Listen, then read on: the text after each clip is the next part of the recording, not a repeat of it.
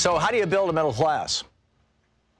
I mean, this is ultimately the question. This was my debate with Charles Sauer an hour ago, the libertarian economist. Basically, he's saying that if you want to have a middle class, because he was, at the very end, I said, what do you think about Bernie? And he said, Bernie, I like Bernie. Bernie tells the truth, and, I disagree with how he wants to get to where he wants to go, but we both want everybody in this country to have health care.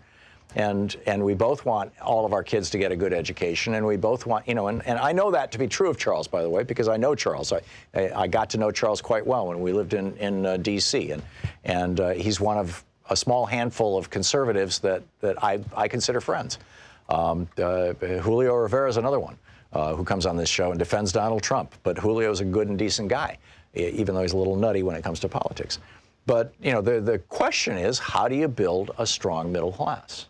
And if we look at history, what we find is that whenever we've slid into laissez-faire capitalism, unregulated capitalism, raw, naked, brutal capitalism, whenever we slide into that, as we did in the period from the 1880s until 1900, and as we did in the period from 1920 to 1930, and as we did in the period from 1980 to today, whenever we slide into laissez-faire capitalism, what we end up with is a reduction in the middle class, a kneecapping of the middle class, a stealing of the wealth of the middle class and working people below the middle class, and a transfer of that wealth to the very top, typically the top 1%, certainly the top 5%.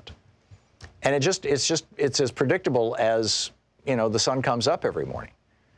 And you can look all over the world, and what you see is that when you have regulated capitalism, heavily regulated capitalism, where people cannot exploit other people, where it's harder to exploit workers, where it's harder to exploit customers, where there's actual competition. And competition is the consequence of the rules of the game of capitalism being defined in a way that promotes competition. Competition is a good thing. But we're now to the point where we have the highest airline prices in the world because we're down to basically 4 major airlines.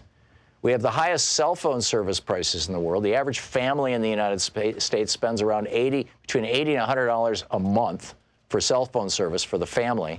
In France, you can get cell phone service for $5 a month. Why? Because there's 100 different companies offering cell phone service.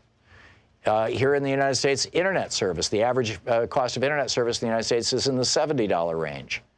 But in France, and by the way, that's for slow internet service. That's like, for 10 MIPS down and 1 MIP up, or maybe 50 MIPS down and 5 or 10 MIPS up.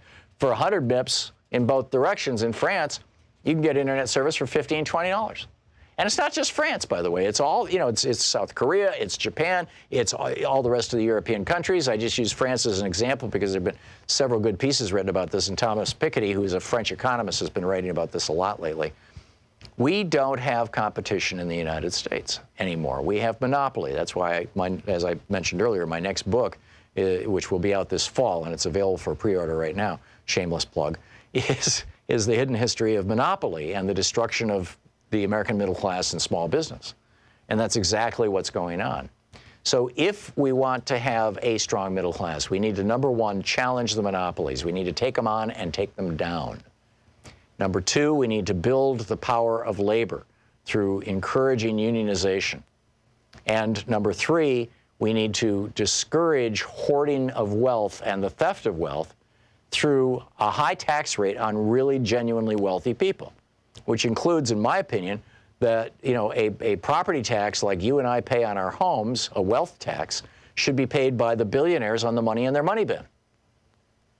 Which is, and all of these things, by the way, are things that uniquely Elizabeth Warren and Bernie Sanders are proposing on the campaign trail. And it's why I'm so pleased that we have, this is the first time since 1992 that we've had a real progressive running for president. In '92, I think Teddy Kennedy tried to take on Bill Clinton. I could be wrong back in '92, but I'm pretty sure there was a real progressive in that primary. But we haven't seen a good, solid progressive since then on the Democratic side, and we've got 2 of them now, and I'm just delighted. And these are people who will build movements and who do have history behind them, not just a personal history and a personal record, But, you know, the history of the United States shows that when we move toward regulated capitalism, we have better outcomes.